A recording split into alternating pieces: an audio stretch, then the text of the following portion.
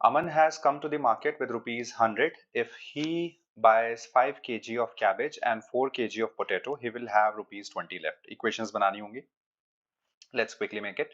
तो 5 kg of cabbage, तो मैं 1 kg cabbage की प्राइस C रुपीज मान लेता हूँ एंड 1 kg पोटैटो की P रुपीज, तो 5C plus 4P ये बराबर होगा 80 के, क्योंकि 20 रुपीज बचते हैं यानी 80 स्पेंड होते हैं, राइट.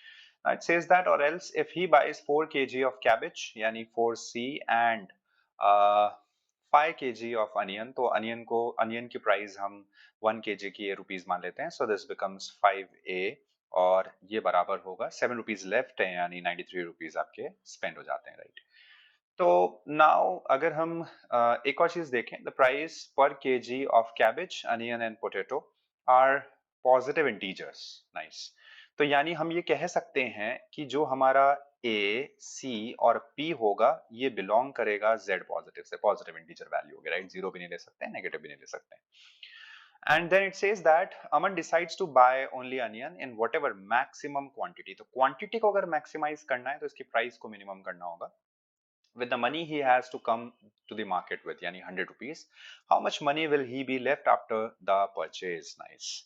तो हमें क्या करना होगा, for some values of C, A and P हमें find out करनी होंगी. What are the, इस तरीके से कि ये इक्वेशन सेटिस्फाई होनी चाहिए.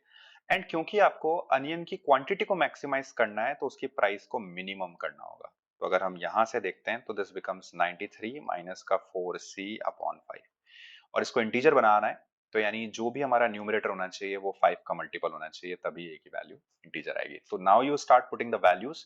तो सबसे छोटी वैल्यू जब आप सी की 2 रखते हैं तो ये बनता है 8. 93 माइनस 8 जब आप करते हैं तो ये बनता है 85. 85 by 5 becomes your 17.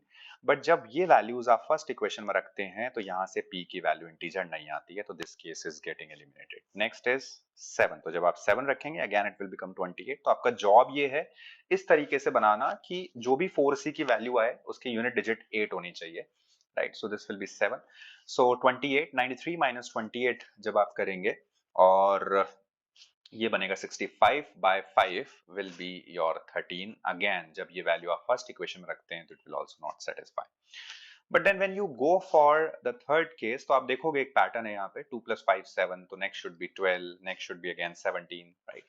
So जब आप 12 रखते हैं तो a की वैल्यू आती है 9 और यहाँ से p की इंटीजर वैल्यू आ जाती है 5. This is the only case. अगर आप नेक्स्ट केस के लिए भी जाएंगे जैसे 17 वाले केस के लिए, वो भी एलिमिनेट हो जाएगा. तो यानी हमें हमारी c, a और p की वैल्यूज मिल चुकी हैं.